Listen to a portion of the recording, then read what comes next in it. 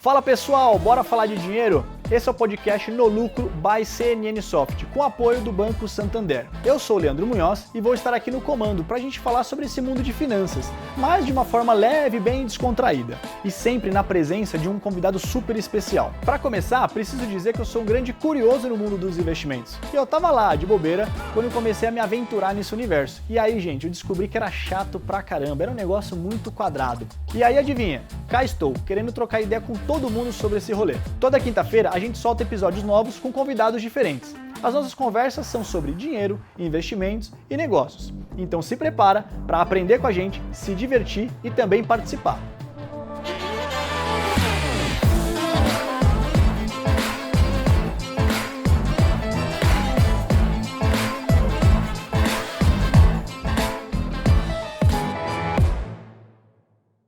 Você, muito provavelmente, já deve ter escutado falar um tal de metaverso, blockchain, NFT. Tudo isso parece aquelas palavras que vieram lá do futuro, sabe? E hoje eu vou conversar com uma pessoa aqui, Rita Vu. Ela é apresentadora também aqui do time CNN Brasil Soft e ela entende tudo disso daí, da tecnologia, sabe muita coisa sobre. E, gente, você casou no metaverso, mulher. Casei no metaverso. É isso mesmo? É isso. Eu vou querer saber tudo dessa história aí, hein? Combinado. Primeiramente, queria agradecer demais a sua presença aqui com a gente. Seja muito bem-vinda. Obrigada, eu que agradeço o convite. Valeu. Ô, Rita, antes da gente começar a chegar lá no metaverso, que eu quero saber isso de cor e salteado, eu queria entender como que foi o seu início aí com essa questão de tecnologia, né? Que você é dessa área, tem todo esse conhecimento. Onde começou isso daí lá atrás? Quando foi? Nossa, a tecnologia, na verdade, começou em uma das faculdades que eu fiz. Na verdade, eu acho que é até legal contar, porque eu passei por 6 cursos diferentes. 6 cursos? 6 cursos diferentes. Comecei estudando física e acabei... física, depois eu fui para farmácia, eu fui para arquitetura, parei, fiz psicologia, junto com tecnologia gráfica. E em 2017 foi o último curso que eu prestei, que foi ciências biomédicas. Mas o que eu acabei mesmo foi arquitetura e foi lá que eu comecei a trabalhar com tecnologia. Basicamente, eu entrei na faculdade, assim, para contar bem rapidinho, para trabalhar com habitação social. Tinha aquela ideia da função social do arquiteto. E aí eu fui trabalhar na CDHU. E me incomodava muito aquele monte de casinhas repetidas, projetos muito parecidos, independente do local que eles estavam. E aí eu comecei a pensar como que eu poderia personalizar um pouco, mas que não fosse um custo muito alto, tanto de alteração de projeto, como também para construção disso. E aí eu comecei a estudar um pouco design paramétrico e aí fabricação digital, justamente pensando em como personalizar esses projetos de uma maneira que tivesse um custo não tão alto. Dá uma mudada ali, exatamente. Dá uma carinha diferente. Lógico que não deu certo isso, mas foi muito legal porque eu acabei encontrando esse mundo da tecnologia, principalmente fabricação digital. E daí eu comecei a me interessar muito por computação física, basicamente como que eu poderia utilizar sensores e atuadores em objetos físicos e poder integrar isso digitalmente para que a arquitetura, no caso, se tornasse reativa. Então, basicamente, a minha entrada na tecnologia foi através do desenvolvimento mais de hardware, não de software, mas foi basicamente assim que começou. Então, assim, não faz, sei lá, 20 anos, 15 anos atrás, não faz tanto tempo. Última faculdade, você falou que você começou a entrar nisso ou não? Não, a última eu parei, até por conta do trabalho, mas foi 2017. Mas não, já me formei há um tempinho. Então, se eu falar, todo mundo vai sacar que eu sou velha, não, né? Deixa pra lá, não tem erro não. Mas, já faz pelo menos uns 10 anos que eu tô trabalhando nisso. Ah, tá. Não, bem mais. Não, é que você falou 2017 uma faculdade, eu pensei que na última que começou a ter essa questão de tecnologia, mas não, foi lá atrás já. Na verdade, eu prestei ciências biomédicas porque em 2014 eu comecei a trabalhar com biotech. Principalmente, biologia sintética. Não exatamente... Peraí, traduza. Como é que é isso aí, uma pessoa leiga? Trabalhar um pouco com a produção de organismos vivos engenheirados, basicamente isso. Estava na época muito se falando de engenharia genética, e aí eu acabei me aproximando de um grupo lá da USP super bacana, que é o Clube de Biologia Sintética. né, o Symbio. E aí eu comecei a desenvolver projetos junto com essa galera. Inclusive, eu participei do primeiro grupo daqui no Brasil que trabalhou com a técnica de DNA origami, que é basicamente pegar a fita de DNA, começar a fazer ligações para que ela se torne, por exemplo, uma imagem, né, bidimensional ou até tridimensional. Então, um dos primeiros projetos que eu participei, a gente fez umas nanocages de DNA justamente para encapsular fármacos ali, para trabalhar com drug delivery. Então, quando eu falo de tecnologia, eu trabalhei com tecnologia em diferentes áreas, que seja tecnologias do corpo, né, voltada para essa área mais de biológicas, mas também, né, o desenvolvimento de hardware. Aí depois eu fui migrando para o software. Hoje, adentrando um pouquinho, né, caminhando nessa parte aí dos universos dos criptoativos. Então, enfim, eu gosto muito de variar, mas assim, tecnologia já trabalhei com várias, tanto é que eu fiz até tecnologia gráfica. Então, mulher, a rainha da tecnologia, gente, a Rita. Eu sempre fui muito curiosa, então foi meio que nessa. Tô vendo, são várias vertentes aí, né? Fala tecnologia, acho que a primeira coisa que vem na cabeça, né, da maioria das pessoas é tipo, relacionada à computação, né? Exato, tecnologias digitais, né? As pessoas colocam tecnologia como se só houvesse encaixa nesse pacote ali, né? E falar, existe só isso. Não, existe uma... Super, tecnologias biológicas, químicas. Inclusive, as biológicas são uma das que mais me interessam, mas é muito complicado trabalhar isso fora da academia, se você não tem investimento, porque você precisa de laboratório, né? E montar laboratório é uma coisa bem custoso, cara. Sim. Lógico que boa parte do que eu fiz foi nessa parte de do-it-yourself biology, né? De tentar, inclusive, produzir os próprios hardwares aí para a ciência. Mas é complicado, né? É mais difícil, você precisa, sei lá, de reagentes químicos, por exemplo. Isso tem um custo, né? Você precisa de um maquinário, por mais que se você desenvolva de uma maneira open source, é complicado. Então, trabalhar com software é mais tranquilo, né? Porque você tem no computador, vai. É mais de boa. É mais de boa. E a gente estava falando aqui nos bastidores, antes de a gente começar aqui, né? Que você prefere a coisa do hardware, que é coisa palpável, uma coisa mais tangível. Exatamente. Né? Porque... Eu sempre gostei mais dessa área. Inclusive, eletrônica sempre foi uma grande paixão. É até engraçado eu ter ido para essa coisa do metaverso, mas é porque também eu entendo que quando a gente pensa em metaverso no futuro, por mais que seja uma experiência virtual, imersiva, ela obviamente vai estar muito conectada com o nosso corpo também. E é essa parte do metaverso que mais me interessa, né? Essa hibridização do mundo virtual, né? Desse universo digital com o nosso mundo físico. Então, eu sempre gostei muito dessa hibridização e pensar nos dispositivos, né, para além do óculos de realidade virtual, mas principalmente os dispositivos vestíveis que fazem com que a gente tenha uma experiência muito mais próxima do que a gente tem aqui no mundo físico, é o que mais me interessa. Então, esses objetos que você falou, né, vestíveis, são sensores, a pessoa pode colocar, segurar na mão e aí ter as sensações de estar presente num jogo? Tô falando errado? Não, na vida pode ser. virtual, A gente pode pensar no... Sou leigo no assunto. Você que me diz aí como é que eu devo falar. Não entendo. Eu acho que o mais próximo, né, do que a gente tem de metaverso, tenho certeza, são o universo dos games, principalmente esses jogos no qual os usuários eles também são os criadores dos seus próprios mundos, né? Então você vê plataformas como o Roblox, no qual você tem milhares de crianças criando seus próprios games, né, dentro dessa plataforma, né, que você consegue construir isso.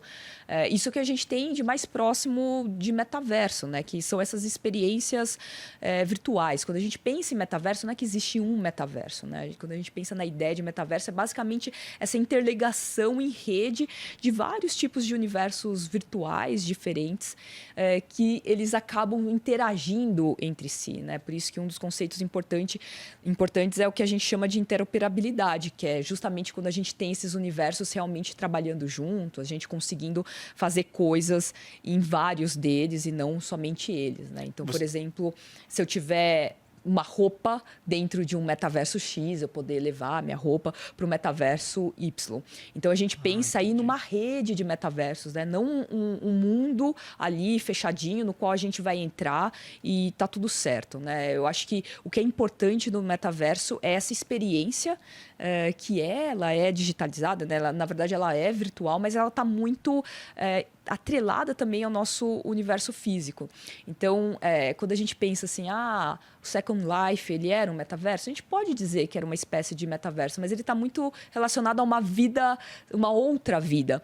E quando a gente pensa e fala de metaverso hoje, né, que eu acho que isso que é o mais potente, é que as coisas que a gente faz aqui fora influenciam a nossa vida virtual e vice-versa, né? Então, essa hibridização. Então, quando a gente pensa em, por exemplo, vestíveis, que podem ser coisas muito básicas para captar o nosso batimento cardíaco, sacar como que está o nosso estado emocional, que seja reconhecimento facial ou movimento muscular que a gente consegue captar, né? Essa mensagem. Sensores, alguma coisa. Sensores que captam, né? Essa corrente elétrica quando a gente faz o movimento do músculo, tudo isso ele pode ser captado. E esse é o problema, porque pode gerar dados muito reveladores, né? Diferentes dos dados que a gente tem hoje. Também. Tem essa questão que é muito complicada, mas ao mesmo tempo isso faz com que a nossa experiência dentro desses metaversos possa ser muito mais interessante, muito mais próxima ao que a gente tem na interação muito mais aqui. Real, né? Exatamente. Você aproxima, batimento cardíaco, você vê,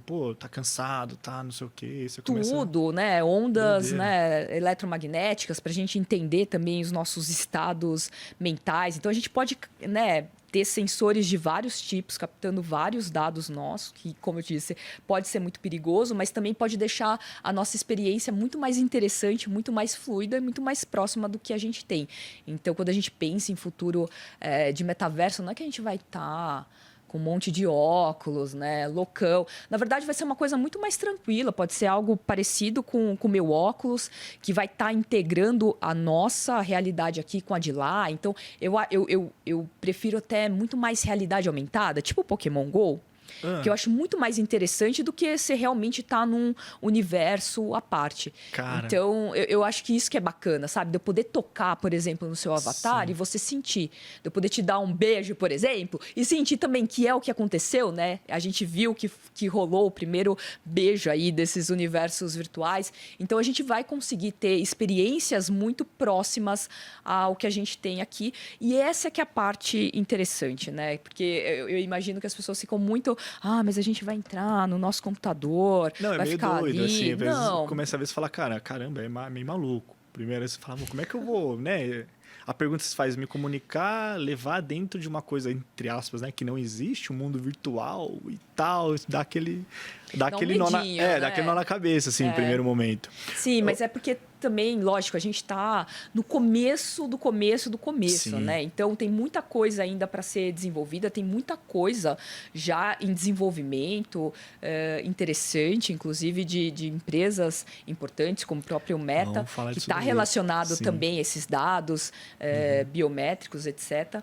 Mas eu acho que quando a gente pensa, né, em futuro do metaverso, é isso. A gente vai ter experiências muito próximas e a gente não vai ter a separação do que é real, né, no nosso mundo físico, do virtual. Sim. E boa parte das nossas interações sociais daqui a pouquinho vão estar atreladas a algum tipo de metaverso. E quando eu digo em metaverso, assim, é quase pensar... Hoje, quando a gente entra no site de uma empresa, no seu site, no meu site, a gente tem uma experiência 2D. É basicamente como se a gente tivesse sites tridimensionais. Então, a gente vai ter uma infinidade de metaverso. Você pode criar o seu metaverso. Eu posso ter o meu metaverso. Então, a gente vai poder possibilitar essas experiências muito mais interessantes, inclusive possibilitar novas formas de experiência do qual a gente mal imagina hoje. Sim. Então, isso que vai ser legal, né? Eu acho que é importante a gente pensar que não é que a gente vai entrar num mundo aí desenvolvido pelo Mark Zuckerberg e essa vai ser a nossa vida. Não, Sim. acho que a possibilidade de criação de comunidades é muito mais legal. Show de bola. Ô Rita, a gente fez uma enquete nas nossas redes sociais, né? E inclusive vou até deixar já o convite para vocês aí que tá acompanhando pelo YouTube e pelas plataformas de áudio para seguir lá, @nolucrocnn, TikTok, Twitter e também lá no Instagram, que lá tem conteúdo todo dia que a Sandra, né, a dona proprietária desse podcast aqui, posta lá pra gente. E rolou a seguinte enquete. Vamos lá no nosso telão aqui, ó. Rolou lá no Instagram. Você entende o que é o metaverso? 35% das pessoas responderam que sim e 65% responderam que não. Grande maioria. Para uma pessoa leiga, Rita, o que é o metaverso? Pois é, essa é uma questão complicada, porque eu me colocaria, inclusive, em quem não entende, porque é um conceito que ainda, obviamente, está em construção, inclusive em disputa, né? Então, lógico... Como assim, disputa? Em disputa de interesses mesmo, né? Do que é o metaverso, quem vai ter, quem que vai definir como ele vai ser no futuro, e a ideia que o monopólio desse negócio, quem vai tocar esse negócio, entendi. E o mais interessante é quando a gente pensa nos metaversos abertos, baseados em blockchain. Nem vou entrar nisso agora. Calma aí, vamos por partes. Vamos por partes, mas assim, eu digo isso porque quando a gente começa a pensar em metaverso, vem muito na cabeça... Né, quando essa palavra surgiu, que foi num livro importante, né, do Neil Stephenson, que é o Snow Crash, o Nevasca. E ele ali descreve, digamos, o primeiro metaverso. Lógico que na ficção científica a gente teve vários outros metaversos que foram... digamos, imaginados, mas basicamente quando a gente fala de metaverso hoje é isso, é uma rede de mundos virtuais que se conectam entre si e que podem e que estão, né, muito relacionados à nossa vida aqui hoje.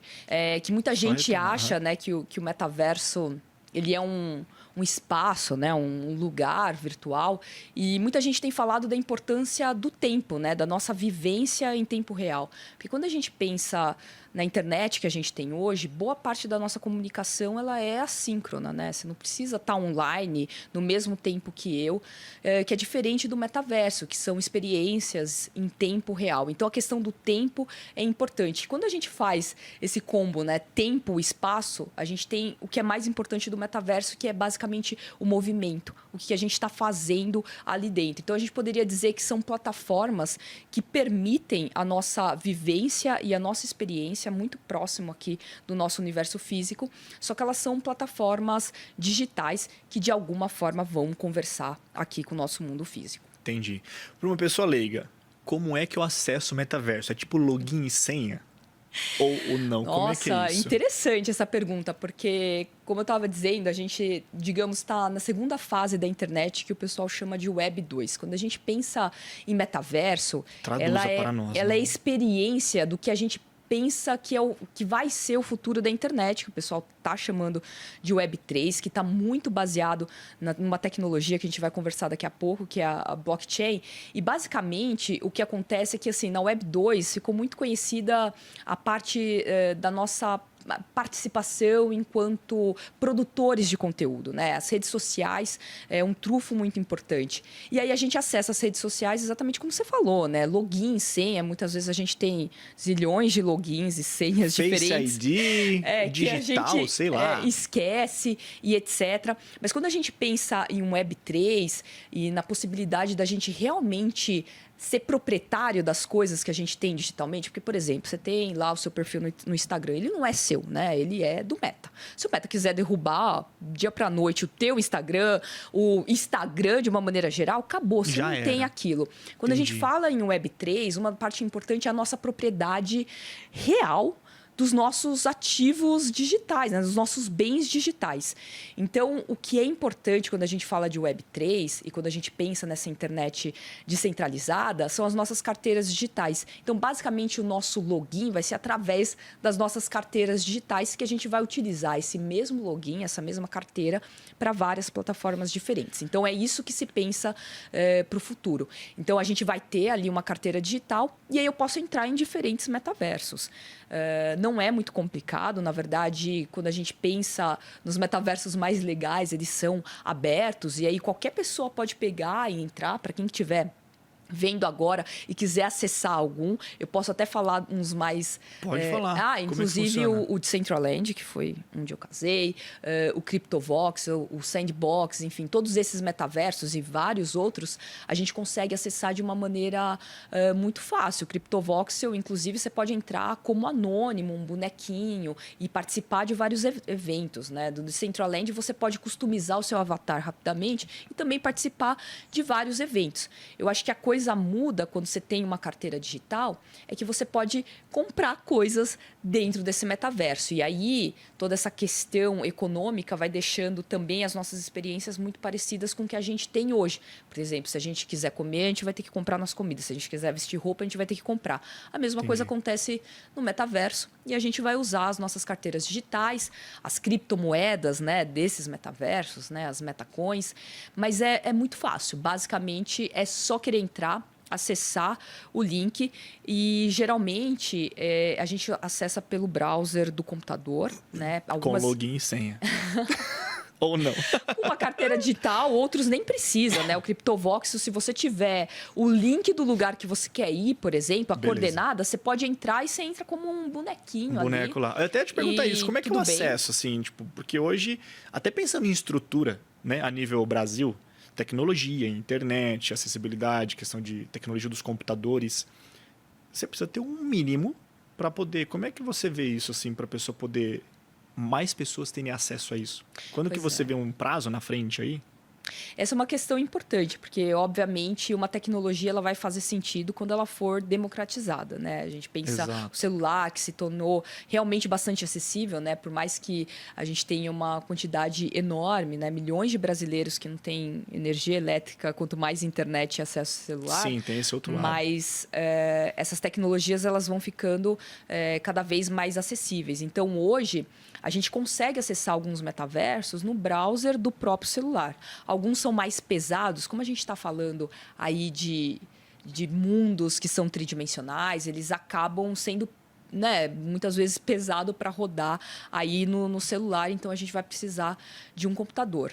Então, basicamente assim, a gente consegue entrar com um celular em vários deles, mas ainda... O pessoal que está acompanhando aqui agora com a gente, se quiser entrar pelo celular, é possível. É possível. Então, a gente pode, por exemplo, que nem aconteceu em alguns shows que as pessoas divulgavam, inclusive o QR Code, e as pessoas escaneavam lá e podiam entrar, né, se fosse um metaverso mais acessível como o CryptoVoxel.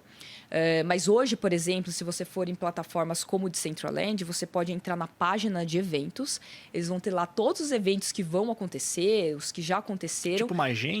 Tipo uma agenda. E aí você pode ir lá, go to, e aí você é teletransportado para a coordenada onde está aquele terreno que está acontecendo aquela experiência. Aquela coisa. Exatamente. Então, por exemplo, se alguém quiser agora, nesse exato momento, entrar, por exemplo, na página de eventos do Decentraland, decentraland.org, acho que deve ser /events, enfim, deve ser alguma coisa nesse sentido, mas só colocar aí num buscador fica fácil, você pode escolher algum evento e pular diretamente para lá. Se ninguém tiver carteira digital, tudo bem, você pode entrar como convidado, você faz uma configuração muito básica do seu avatar, com roupinhas, cabelinhos default. Lógico que se você quiser uma coisa muito mais legal, você vai ter que comprar. Sim, ou inclusive desenvolver, que é muito legal. Tem um padrão ali que você consegue estar com o boneco da plataforma. Exatamente. E aí você tem a experiência. Lógico que as experiências hoje elas são muito parecidas com os games, né, divertidos e legais que a gente tem, né? Não é nada próximo a avatares hiperrealistas. Inclusive, isso é uma discussão interessante porque a gente pensa, puxa, se a gente quer pensar num outro mundo, numa outra experiência, a gente vai, né, mimetizar e fazer igual? Você vai querer ser igual a você? Não, eu quero ser diferente. Então, eu acho que isso é uma coisa legal, né? Da gente poder deixar a nossa criatividade rolar e, enfim, ser quem a gente quiser. Sim. Né? Ô, Rita, você falou para poder entrar, né, via QR Code lá e tudo. Como é que foi no seu casamento? Para poder chegar até o seu casamento lá no metaverso? Tinha algum convite assim? O pessoal como é que ele entrava, ela participava do evento, do rolê ali? Como é que era isso? Como é que foi isso? Eu, basicamente, mandei o link, mas, olha, se for pensar, o convite do meu casamento foi uma coisa bem complexa. Inclusive, muita gente recebeu e falou assim, nossa, que trabalho. Não, eu não vou no seu casamento, porque é muito difícil, muito complexo, eu não vou fazer tudo isso. Porque, basicamente, o meu convite era um tutorial de como entrar. Então, muita gente acabou não entrando porque era difícil, mas foi muito legal que a maioria das pessoas que eu convidei participaram, inclusive as pessoas que eu não convidei diretamente, porque, enfim, o link começou a ser distribuído aí pela internet. Rolou na internet. Rolou na internet. Tinha gente que você nem sabia que estava no seu casamento. Exatamente. Você que foi lá no casamento da Rita aí, vocês são demais, hein? Olha, o pessoal tudo curioso, só os bicão de festa lá, meu. Foi ótimo, porque o casamento ele era um evento aberto mesmo, tava inclusive liberado. estava liberado, inclusive para a própria comunidade desse metaverso, que é uma comunidade bastante ativa. Então, meu convite, ele tinha ali o link da página do evento, né, na plataforma. Então, as pessoas poderiam fazer exatamente aquele go-to e ser teletransportada para as coordenadas de onde estava a igreja que eu casei. E aí as pessoas depois elas tinham a possibilidade de ir para um portal ou inclusive digitar ali, tipo linha de comando, que nem tem game, normalmente a coordenada da festa e ir para a festa. Então, Peraí, basicamente... o que é essa linha de comando? Traduz, vamos devagar que eu não sou desse dos games, não. Basicamente você coloca ali um go-to para você e a coordenada que você quer que você vai para qualquer lugar. Minha né? coordenada é /ms_dó. Boa. Mas é basicamente isso, né? É pensando num plano mesmo, que a gente tem as coordenadas X e Y. No metaverso é basicamente a mesma coisa quando a gente pensa no mapa. Então a gente tem as lands, né? Os terrenos todos ali. E você pode escolher diretamente, né? Ah, quero ir para tal lugar, clicar e ir. Ou você pode digitar e colocar a coordenada. Então eu disponibilizava isso, as pessoas iam com um link e caíam diretamente eu acho que era na porta da igreja, não dentro. E aí era só procurar ali, via a igreja, legal. Tinha lá uma plaquinha, casamento Rita e André. E aí podia entrar. Sim. Ô Rita, e o André nesse caso aí? Vamos falar do seu marido, né? Como é que foi para você falar para ele, olha, nós vamos casar no metaverso? Ele é da tecnologia também? Não? Como é que foi isso? Ele é da tecnologia, ele trabalha com UX, então ele gosta muito, né?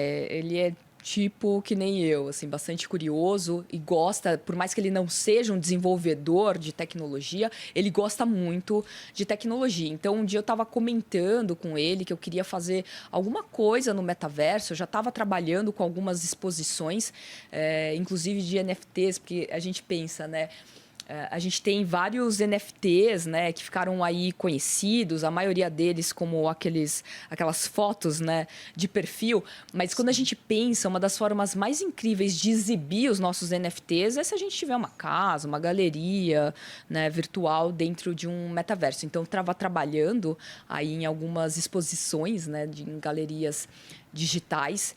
E aí eu pensei, puxa, tem tanta gente falando aí de metaverso, muita gente curiosa, muita gente falando bastante, mas não fazendo coisas dentro do metaverso. E aí eu comentei com ele que eu queria muito fazer alguma coisa dentro de algum metaverso. A princípio eu queria muito fazer com CryptoVoxel, principalmente por ele ser mais acessível. E aí, numa dessas conversas, a gente estava, inclusive, por telefone. Não foi nem pessoalmente. Foi nem pessoalmente, porque na época ele nem estava morando em São Paulo. Entendi. E aí eu falei assim, puxa, a gente está falando, né, de casar. A gente podia casar no metaverso. Isso ia facilitar muita coisa. Porque, imagina, né, na pandemia, boa parte dos meus amigos ou mudaram de cidade, inclusive até de país. Seria muito complicado das pessoas viajarem, né? Preços aumentando, enfim, eu queria também... Inflação lá em cima. Inflação lá em cima, queria dar uma economizada, daí eu joguei essa para ele. O que você acha da gente casar no metaverso? Quando eu conversei com ele, tinha acabado de rolar o primeiro casamento no metaverso, que foi de um casal americanos, e eles fizeram numa plataforma que é um metaverso desenvolvido por uma empresa que chama Vibela. Então, era um metaverso fechado, não era todo mundo que podia entrar, era quem tinha o convite. E aí eu falei assim, olha, teve até esse casal que fez, mas, poxa, a gente podia fazer num metaverso aberto, né? Bombar, ter um monte de gente. O que você acha? A gente podia reduzir custos. Todos os nossos amigos que não estão podendo viajar agora, por N questões, poderiam participar. Acho que seria uma experiência interessante. O que você acha? Ele... Ok, legal, mas eu só aceito se você fizer o convite pessoalmente, né? Porque a gente estava por telefone. E aí... Pô, pelo menos isso, né? E aí, no final do ano passado, tem um eventinho, assim, dos amigos dele, que já rola há anos, que é o pré-natal, que eles juntam todos os amigos. E eu pensei, vou pedir ele em casamento nesse evento, e foi o que aconteceu. Mas o evento não foi digital, né, Rita? Não. Tava todo mundo ali, presencial, Boa. no final do ano passado, a gente tomando todos os cuidados. Acho que foi um dos primeiros momentos assim que a gente conseguiu, Legal. depois de quase 2 anos, né, juntar pessoas. E foi meio que assim, ele curtiu muito a ideia, justamente pensando, vamos, né, reduzir custos. E aí, quando a gente foi realmente desenhando como seria essa experiência e tudo que a gente queria fazer, se a gente fosse fazer sem parcerias, ia sair bastante caro. No metaverso, então, tá falando tudo lá no metaverso, Exatamente. casar no metaverso. Exatamente. Financeiramente, o que muda? Porque, né, eu casei alguns anos atrás, eu sei que um casamento por si só ele já é bem custoso, né? Exato. No metaverso, eu não faço a mínima ideia do quanto custa um casamento no metaverso. Dê números aí pra gente aqui, a gente gosta de números, né? Legal. Como é que funciona isso? Você precisa fazer um desenvolvimento na web, custa tanto, precisa ter um local, uma terra, precisa comprar uma terra, construir alguma coisa, você aluga. Como é que é essa parada aí? Vamos... Não, você já Curioso. colocou aí as principais questões, porque inicialmente eu achava que ia dar para fazer de uma maneira bem mais em conta do que se a gente fizesse um casamento, né, aqui no nosso mundo físico, com todos os gastos que a gente tem. Mas, basicamente, quando a gente pensa em casamento, os principais gastos são com aluguel, né, do espaço, comida... Buffet, né, verdade, comida, buffet, gastronomia enfim. lá. Lógico, tem a roupa, né? Vestido de noiva ou não, né? Dependendo de onde vai casar, se vai ser numa igreja, se vai ser um outro tipo de cerimônia. E daí eu pensei, puxa, fazendo no metaverso a gente corta boa parte dos custos, né? Que é exatamente comida.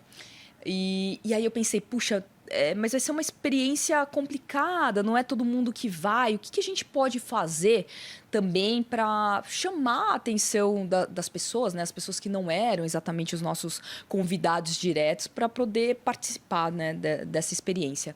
Então, ao invés da gente ganhar presentes, a gente distribuiu presentes. Então, a gente mintou um NFT para distribuir para a galera. Eu acho que isso foi uma das coisas que chamou a atenção, muita gente acabou participando.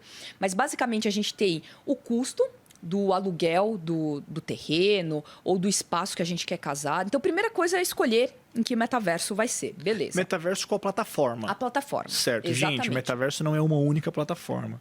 Boa. Vamos partir do princípio. Existem vários metaversos. Já aprendi assim, essa. Muitos, pra mim, metaverso era uma. Olha só. Eu nem sei quantos, mas, assim... Eu já ouvi pelo menos mais de 80, com certeza mais de 100 existem. Lógico, né? Quando a gente pensa nos metaversos mais abertos, né, que trabalham de forma descentralizada, né, baseados em blockchain, que são os mais interessantes, a gente tem vários já desenvolvidos e muitos que estão em desenvolvimento e vão ser lançados. Então, primeira coisa... Vamos lá. Primeira coisa é escolher, né, que metaverso quer casar. Segundo, se a gente vai comprar um terreno, dependendo da plataforma, a gente precisa comprar um terreno para ser um builder, né, um desenvolvedor. Ou se a gente vai alugar o espaço de alguém que já tem um terreno. Ou se a gente vai pagar... Talvez seria mais prático, né? Sim. Vai lá, aluga e beleza. Até porque comprar um terreno, dependendo do metaverso, é muito caro. Inclusive, na época que a gente casou... Um terreninho básico dentro do Decentraland, de 16 por 16, que é muito pequeno, não daria para fazer um casamento, custava aí na faixa de, fazendo as conversões, né, da moeda digital, a criptomoeda do Decentraland é humana, e obviamente ela está... Obviamente não, como o Decentraland é um metaverso baseado em blockchain, então a mana está muito atrelada a flutuação do Ether, né, que é a moeda da Ethereum, que está atrelada também em todas essas flutuações do dólar. Então, enfim, era muito caro. A gente comprar um terreninho básico longe, na periferia do metaverso, era aí uns 30 mil reais, assim, e um terreninho que não dava para fazer nada, né? Então, se eu quisesse fazer uma igreja, que nem a que eu casei, sei lá quantos terrenos eu precisava. Então, caraca, só aí já bota um custo. Então, é mais fácil alugar. Certo. Aí, beleza, você alugou, beleza, você tem um espaço, alguém precisa desenvolver aquele espaço. Porque ou você casa naquele espaço que já existe, como ele está, ou você tenta, né, personalizar, vamos alugar. customizar Fica pouco. mais simples. Exatamente. Isso vai ter um custo, porque quem vai fazer, né? Sou eu, você, enfim, quem? Não, a gente vai contratar Tem uma pessoa. algum meta-arquiteto para desenvolver isso. Então, isso vai ter um custo, né? Então, é um serviço que a gente não tem muitas pessoas prestando. Então, isso é, inclusive, muito legal, né? Porque se a gente pensa em profissões do futuro, meta-arquitetura é uma coisa muito legal. Olha aí. Então, não tem muitos. Então, a galera bota o preço que quer. Né? Então, isso daí pode variar muito. A maior parte dos estúdios estão fora do Brasil. A gente tem poucos estúdios dentro do Brasil desenvolvendo isso. Então, você já tem que pagar em dólar. Né? Que, né? Já pra começa gente aí. aqui já começa a ficar O dólar muito tá complicado. barato, né, Rita? Ultimamente. Exatamente. Tá quase de Aí, graça. Sei lá, o seu avatarzinho, né? Pô, você quer um vestido, você quer uma coisa legal, você vai usar qualquer roupa ali, default, que está disponível. Não, você quer uma coisa bacana, né? Então, pensa aí no vestido, na roupa da noiva e do noivo. Poxa, alguém vai ter que desenvolver. Legal. Para desenvolver e você conseguir usar dentro da plataforma, você precisa fazer uma submissão, que é basicamente um upload e ali as pessoas, no caso a comunidade, precisa aprovar. Porque isso é uma coisa muito legal. Quando a gente fala desses metaversos abertos, a governança ela se dá pelas famosas DAOs, que são aquelas organizações autônomas descentralizadas, né? Decentralized Autonomous Organizations, que são basicamente a forma de governança descentralizada que rege, né, essas plataformas. Então, né, tudo que você submete à plataforma precisa de uma aprovação. E fazer a submissão, agora está bem mais barato, porque, enfim, né, caiu bastante.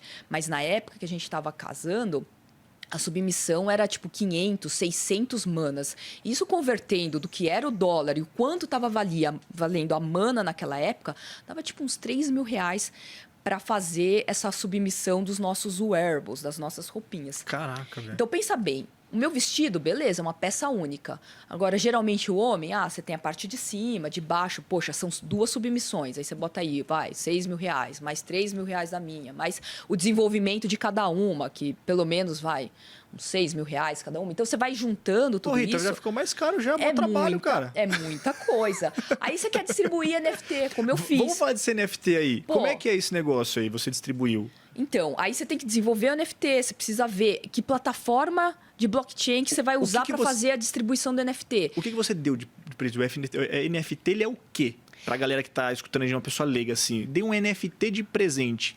E aí? Levou o que para casa? Isso é muito legal, porque quando a gente pensa em NFTs, a maioria Era um das bem pessoas... casado ou não? Era praticamente isso. Mas a maioria das pessoas pensam muito naquelas imagens que ficaram muito populares, que são as profile pictures, né? Tipo uma artezinha, né? Aquela artezinha, tipo CryptoPunks, o Bored Apes, enfim. Essas imagens que são super divertidas que geralmente a galera usa em redes sociais. Mas o NFT... resumindo, é basicamente uma tecnologia que permite as pessoas realmente terem a posse autenticada e certificada daquele objeto, daquele ativo digital, né? O NFT é um ativo digital. Então, tudo que é digitalmente desenvolvido, transferido e etc. Então, esses são os NFTs, né, em português, que são esses tokens não fungíveis, eles basicamente vão representar objetos que são únicos.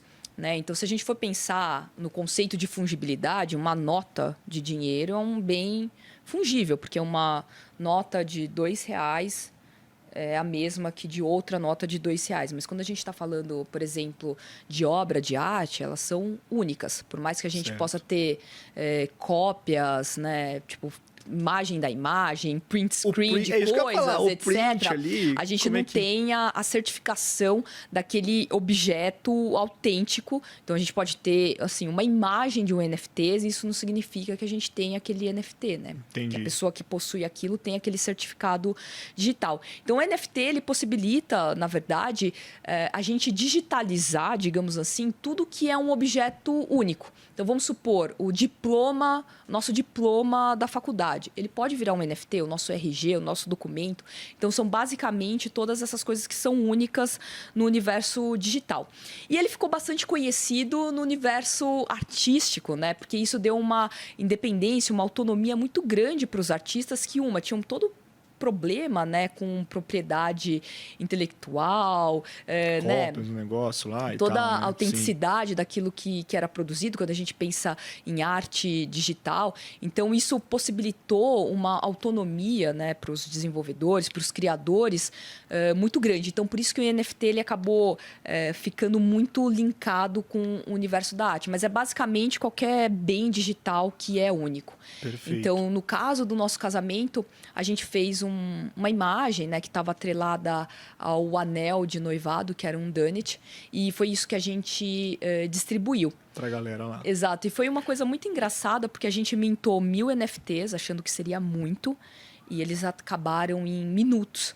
Então, eu mesma não tenho NFT do meu próprio casamento. Ih, caramba. É. Ô, Rita, você vê o NFT como investimento? Sim, o NFT com certeza por pode ser um quê? investimento. Porque exatamente por serem bens únicos, a gente pode fazer, esses bens eles podem valorizar. Então, muita gente acaba investindo em NFTs, que seja os próprios criadores, né, que estão ali vendendo, e obviamente que eles estão ganhando por cada transação, que aquilo que eles desenvolvem, eles ganham, né, independente de quantas vezes esse NFT é transferido, mas muita gente acaba comprando num valor abaixo. Os NFTs, dependendo, né, de toda toda a plataforma que é criada, porque quando a gente pensa em NFT, ele não é só o objeto, né? Os mais interessantes e os que acabam valorizando mais, eles estão muito atrelados a outras experiências digitais ou não, mas basicamente a criação de comunidades. Então, por exemplo, o Bored Ape, né? O Neymar ficou super conhecido por ter comprado um, mas não é que ele só tem aquela imagem do macaquinho.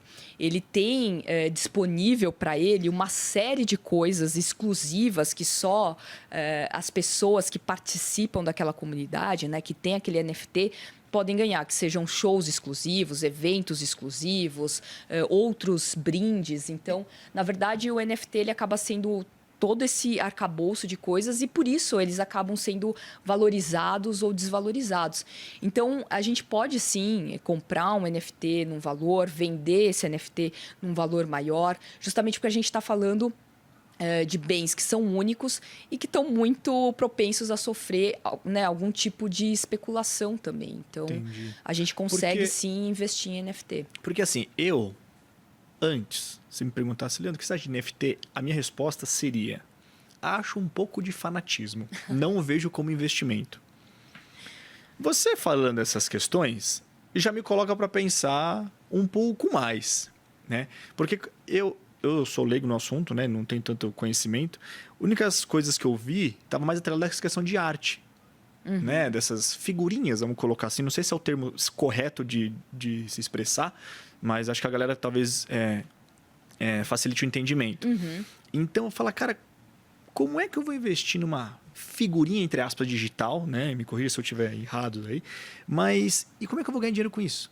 Sabe? Tipo, beleza, investi ali, coloquei uma grana, mas eu vou fazer o quê com aquela imagem digitalmente? Agora você já colocou outras questões que pode ter produtos. Exato. Você pode toda uma desenvolver... infraestrutura, né? Na verdade, não é só aquela imagenzinha. E por isso que vários NFTs eles acabam se valorizando, não só porque eles são objetos únicos, mas também porque, por exemplo, aquela comunidade cresceu ou as experiências elas ficaram cada vez mais exclusivas. Então, tem vários motivos que fazem os NFTs serem valorizados ou não. Muitas vezes, outros lançamentos que estão relacionados àqueles colecionáveis, né? Então, é muito interessante porque quando a gente pensa, né, nesse mundo cripto, toda a nossa ostentação e todas as coisas que estão assim atreladas ao nosso universo aqui físico, elas acabam acontecendo também no universo digital. Entendi. Então, a gente tem todos os mecanismos, né, de especulação também, de coisas que acabam sendo únicas. E também toda a geração de escassez, né? Os NFTs também estão muito atrelados a isso, né? A mesma escassez que a gente tem aqui no nosso mundo físico, a gente também passa a ter no mundo virtual. virtual, justamente porque a gente está falando aí de colecionáveis, de bens únicos. Então, eles também, né, geram muita flutuação, interesse e desinteresse. Então, também podem se tornar investimentos, com certeza. Esse NFT, que o pessoal ganha dinheiro, beleza. Isso pode ser levado pro metaverso em diferentes plataformas de metaverso? Tá certa a formulação da minha pergunta? Sim, ou totalmente. Não? Diferentes plataformas de metaverso. O metaverso não é só uma plataforma, certo? Exatamente. Pode sim, acho Pode? que Como é que é tem isso? muitos... E ganhar dinheiro no metaverso ou não? Sim, também. Inclusive, quando a gente fala de terreno no metaverso, wearable, tudo isso é NFT. Porque são coisas únicas, né? O terreno no metaverso é um NFT. É um NFT também, exatamente. Fez assim, clareou minha A cabeça. roupinha também é um NFT, qualquer Entendi. acessório. Então, qualquer bem digital, né, que é único, você pode transformar sim. É um NFT, na verdade, não é que pode transformar, ele acaba sendo um NFT, né? Um token não fungível. Galera do céu, comenta aí o que vocês estão achando, que pra mim tá sendo uma aula, cara. Tô entendendo muita coisa, né? Comenta aí o que vocês estão achando, o pessoal tá no YouTube aí, porque, cara, entendi, é uma parada... Tinha outra visão, olha que legal, Sim, cara. porque as pessoas acabam... Cada episódio aqui eu aprendo muito, cara. As pessoas acabam achando que é só essas imagens. Pode ser um vídeo, pode ser um áudio, pode ser um Entendi. terreno, pode ser um wearable, pode ser mais uma infinidade de outras coisas.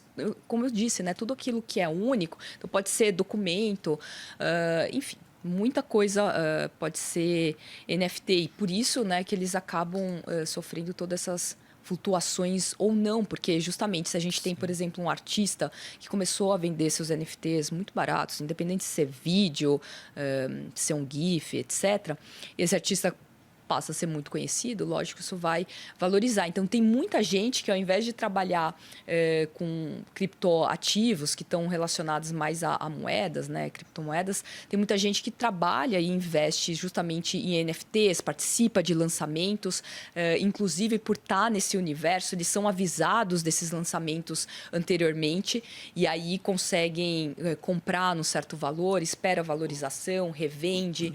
Então, isso é muito interessante. Ô, Rita, tira uma dúvida. Vamos pegar o exemplo que você falou do macaquinho lá do Neymar. Beleza. Se uma pessoa faz um macaquinho igual não, muda o olho muito próximo um do outro. Teoricamente, você gerou um produto muito parecido com o que já existe. Uhum. Então, no meu ponto de vista, eu vejo que começou a ter um pouco de oferta ali, né? Você tem alguns macaquinhos com o pé diferente, a cor diferente, um detalhe. Esse NFT do Neymar, teoricamente, ele desvaloriza? Não. Justamente porque, por mais que seja parecido, aquele objeto ele é único. Por mais que as pessoas possam replicar, porque isso daí vira aí um JPEG, todo mundo pode saber e, né, visualizar aquela imagem, tirar um print. Mas, assim, o certificado daquela obra só o Neymar tem. Conta ali pra caramba. Exato. Tá. Então, exatamente, a gente barra, né, toda essa pirataria que está envolvida. Mas essa pergunta é interessante porque quando a gente entra nos marketplaces de NFTs mais famosos, boa parte dos NFTs que estão ali, eles são cópias, inclusive, de outros NFTs. E por isso, se você vai investir em NFT, não é sair comprando, né, qualquer um. Tem que pesquisar, inclusive saber quem são os estúdios, os artistas, né, procurar realmente... A fonte se torna muito importante para você tomar a decisão de adquirir ali ele. Para saber se você não está comprando uma coisa, qualquer coisa que né? já existe, uma Sim, cópia. Entendi. Então, lógico, né, as pessoas sempre dão um jeito de bular o sistema.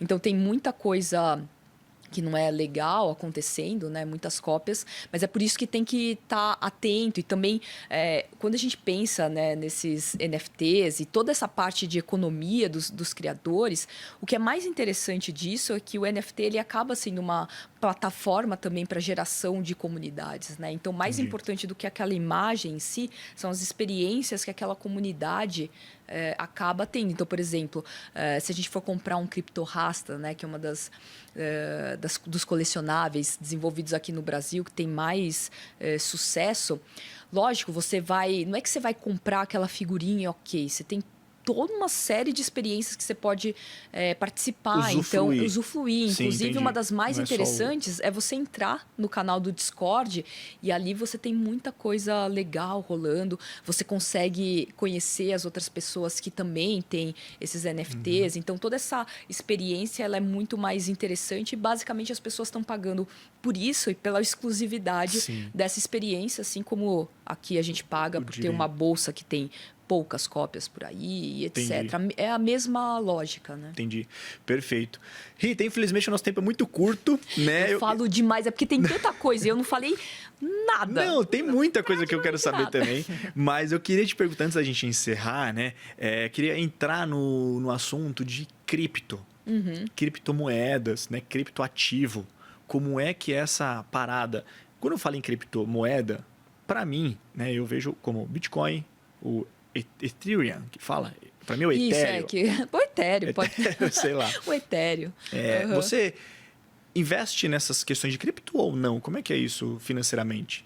Olha, eu não sou uma investidora, né, desses criptoativos, né? Então, por exemplo, estou desenvolvendo agora uma coleção de NFTs, mas assim, não penso isso como exatamente um investimento meu, mas exatamente para poder entrar por que não, nisso né? e, né, e conseguir aí divulgar um pouco do que eu tenho desenvolvido. Mas, assim, eu, pessoalmente, eu acabo não investindo. Eu me interesso muito no desenvolvimento dessas comunidades, né? Em tudo que está em volta disso. Mas é isso, né? Muita gente acaba investindo, principalmente porque é bem lucrativo, né? Na maioria das vezes. Tem um outro lado, né? E eu faço até questão da gente reforçar aqui que eu já investi, eu já fui roubado. Pois é. E isso acho que poucas pessoas às vezes falam, né? E tem o medo do digital, Claro. investir no digital. Então eu comprei lá Bitcoin há alguns bons anos atrás. E aí depois me deparei num certo dia, invadiram o e-mail, acessaram a corretora online lá e fizeram a transferência. E aí, Rita, já era. Já era. Como é que é essa blockchain ali? Como é que funciona isso para a galera mais leiga que está acompanhando a gente aí?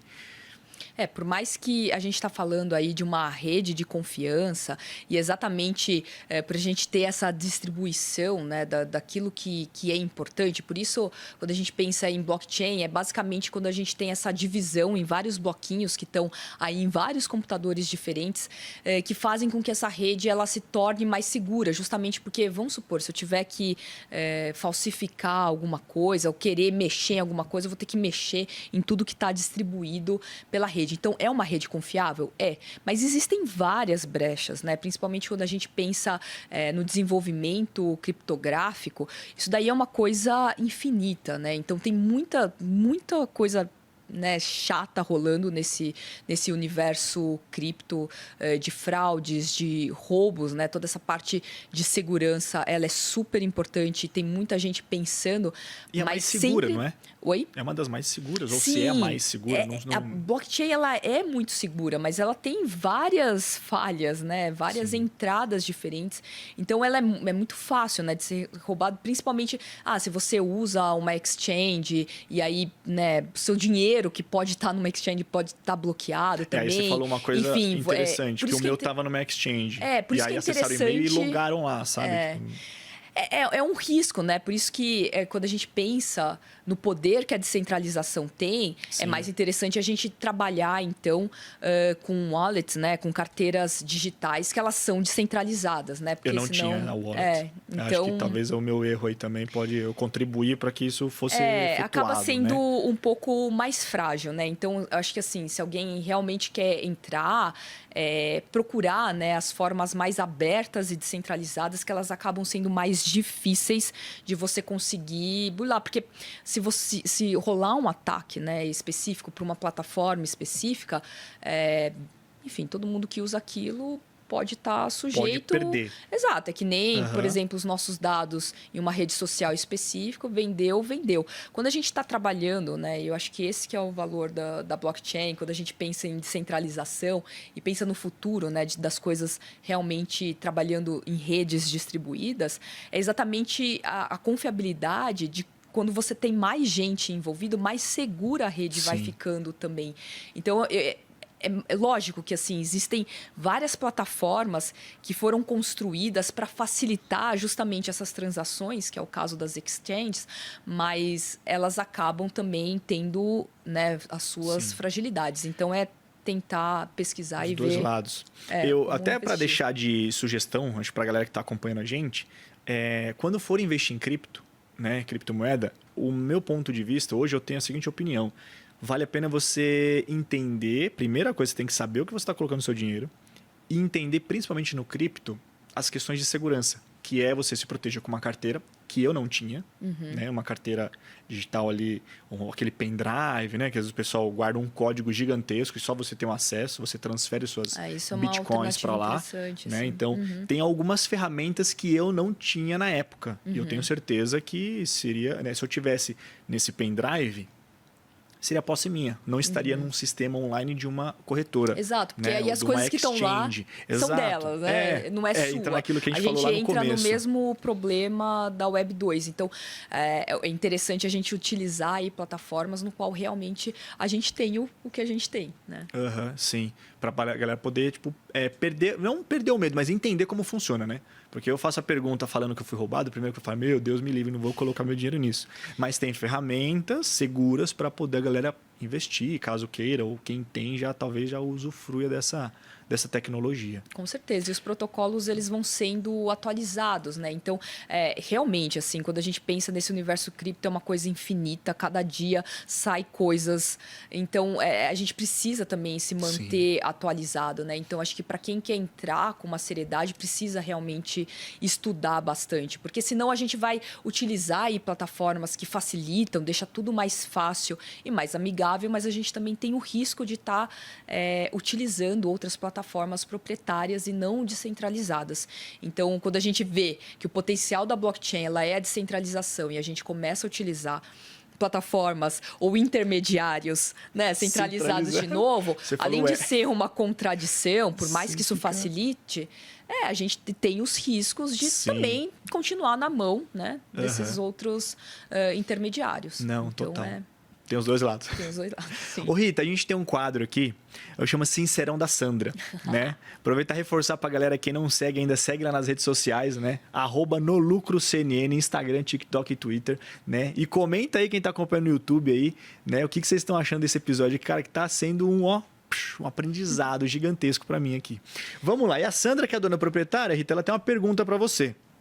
Não coloca a nossa pergunta na tela aí, Sandra. Olha lá. Rita, você teve um casamento nada tradicional. Por um lado, é algo inovador e super legal. Mas você não sentiu falta de comer um bem casado e abraçar os seus convidados pessoalmente? Ai, senti. Muito. Inclusive, fiquei pensando, eu nunca quis casar. Aí, puxa, casa, eu falei, nossa, eu acho que eu vou querer um casamento mais tradicional, viu? Porque eu realmente senti falta, principalmente, de dar um abraço nos meus amigos. Mas quem sabe no futuro, daqui a pouco a gente vai ter essas experiências mais ápticas rolando. Você se arrependeu de casar no metaverso? Não me arrependi. Deu muito trabalho. Acho que eu imaginava que algumas coisas seriam facilitadas, mas o trabalho foi basicamente igual. Eu só não gastei tanto dinheiro porque eu consegui fazer algumas parcerias interessantes, inclusive com a própria Decentraland Foundation. E aí isso reduziu bastante os custos, mas não me arrependo. Foi uma experiência super legal. Inclusive, muita gente pergunta, né, se o meu casamento tem validade. E aí eu costumo dizer sim, tem, porque a gente realmente desenvolveu um smart contract entre eu, né, e o André. E isso está validado e está eternamente aí na blockchain que a gente colocou. Então, não me arrependo, achei uma experiência super legal. Quem participou também curtiu, foi a primeira experiência em metaverso para a maioria dos convidados. Então, eu fiquei muito feliz, e o André também, da gente ter conseguido proporcionar essa primeira experiência de metaverso para eles. Sim. Então, não me arrependo, mas olha, eu acho que eu faria um casamento tradicional, viu? Faria? Faria. Agora faria. Agora sim. Não, agora sim. Ô Rita, financeiramente, vamos esquecer a questão das parcerias, né, que você teve nesse processo todo.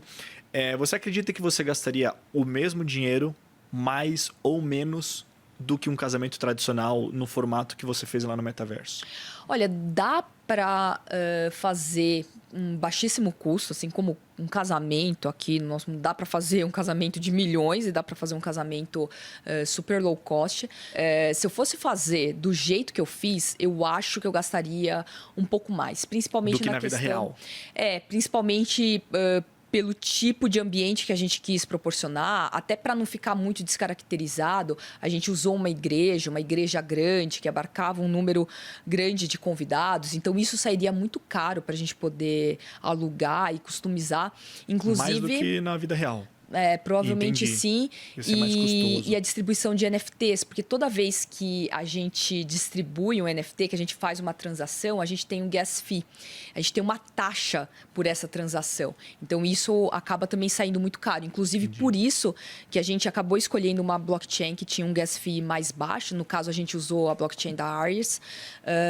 Porque, por exemplo, fazer numa Polygon da vida, que é baseada também na Ethereum, sairia muito caro. Então, essa foi uma parte que, assim, a gente pode até distribuir, mas, logicamente, isso tem um custo, né? Essas coisas, por mais digitais que sejam, obviamente, elas acabam tendo um custo e muitas vezes não é barato, né? Mais caro do que o normal, Exatamente. o que o pessoal pensa aí. Galera, queria agradecer vocês aí.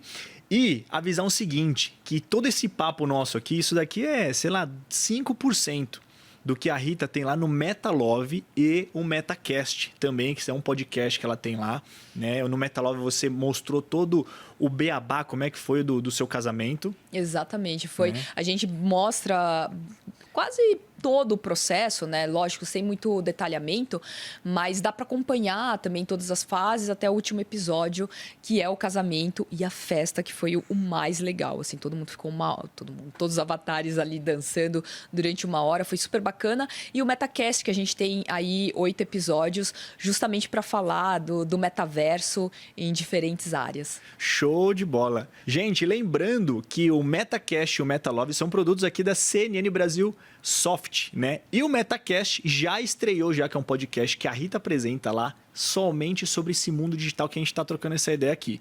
E o MetaLove, Rita, já tá lá a temporada, né? Todo o passo a passo do seu casamento. Para o pessoal poder acompanhar. Rita, queria te agradecer demais a sua presença, né? E queria que você deixasse aí seus contatos, rede social, para o pessoal poder te encontrar e tudo aí na internet. Obrigada, eu que agradeço. Aqui foi ótima conversa. Para quem quiser me seguir, Digvu no Instagram e também no TikTok, que é onde eu estou compartilhando mais conteúdos sobre metaverso. Maravilha! Galera, agradecer você que acompanhou a gente aqui também, presentes no YouTube e também que você está escutando nas plataformas de áudio. Lembrando que toda quinta-feira a gente recebe uma convidada aqui super especial. Muito obrigado, até mais, um beijo e tchau!